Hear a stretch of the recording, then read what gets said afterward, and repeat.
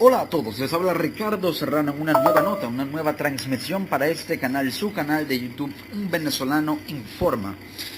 Las protestas continúan y persisten en Venezuela, ahora con un saldo de 39 muertos desde el inicio de las protestas el 4 de abril de 2017, cuando ya van 43 días de protestas, de manifestaciones. Estas se vuelven cada vez más intensas, la oposición arrecia su agenda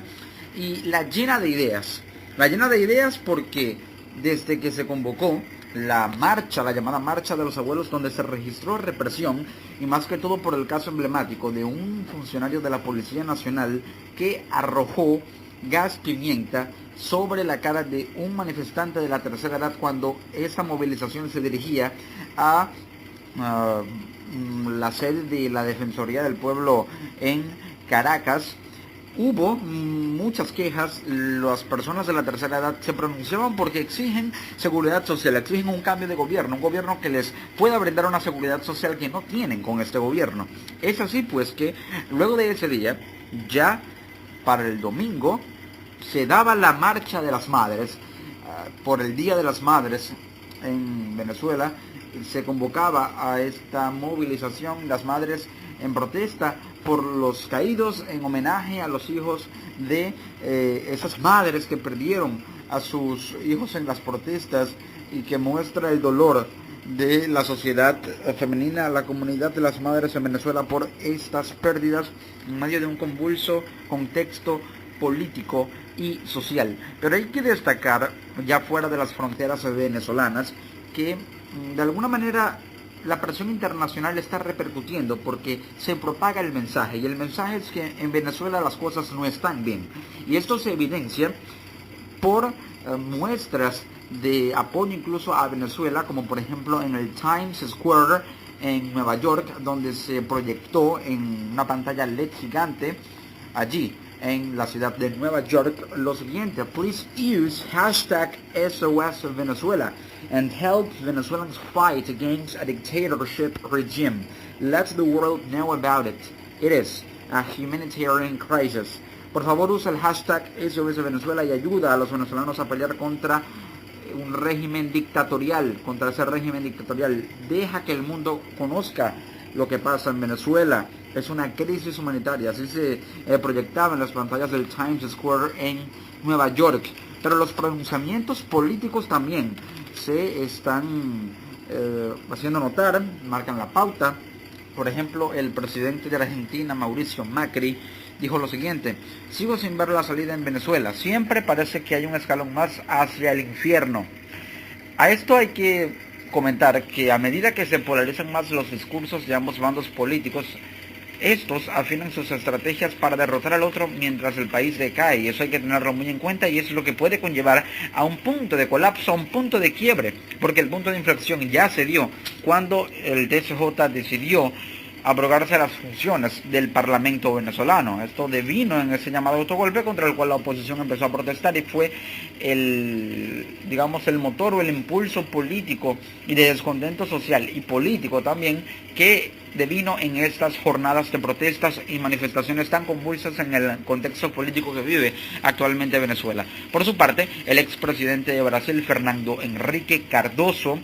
declaró: una situación como la que vive Venezuela no se resuelve desde el exterior, sino desde el interior. Aquí hay que señalar que a partir de los factores de presión social,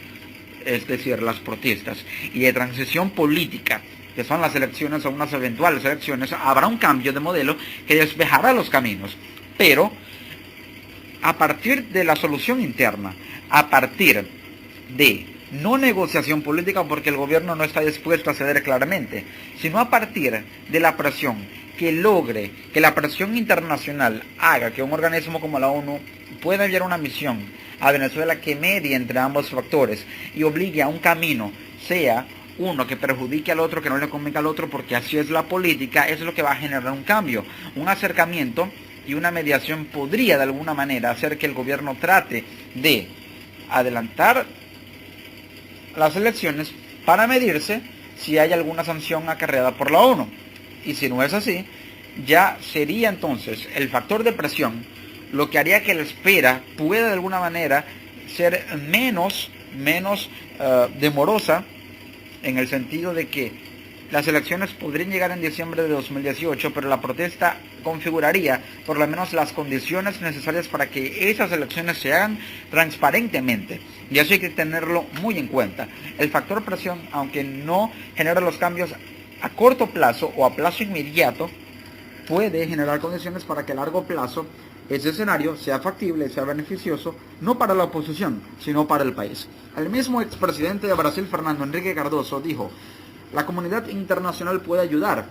mostrar caminos, pero son los venezolanos los que tienen que llegar a un entendimiento. Y es que aquí lo reitero, la presión internacional no surtirá efectos hasta que la ONU no decida tomar acciones diplomáticas de buenos oficios o sanciones in extremis contra el gobierno de Venezuela.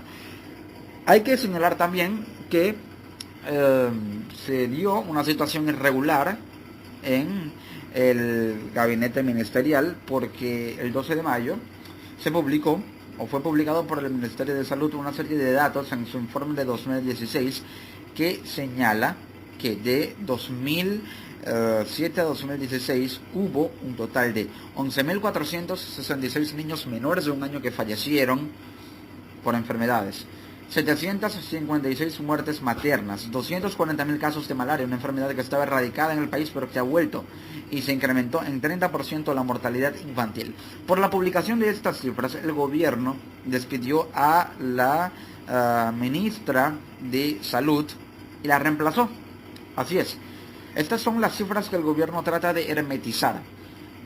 Por ello, resulta difícil no connotar un trasfondo político en el despido de la ministra, aunque, y no se ha comprobado, no hay por ahora un trasfondo político oficializado, y no se oficializaría. El caso está en que esto se da, o este despido se da después de la publicación, y hay una causalidad notoria, y la causalidad, no casualidad, sino causalidad, puede representar de alguna manera que estas cifras son tan crudas y tan reales que desnuda la ineficacia en materia de políticas de salud pública y políticas contra enfermedades o políticas sanitarias de estándares internacionales globales que el gobierno no ha asumido bien, ya sea por falta de recursos, por de alguna manera desviación o malversación de fondos, ineficacia, poca transparencia y una serie de factores que pueden de alguna manera relacionarse con corruptelas o con simplemente una mala gestión. Entonces, por ello sucedió esta situación. Ahora, el abogado internacionalista, analista Mariano de Alba, publicó lo siguiente: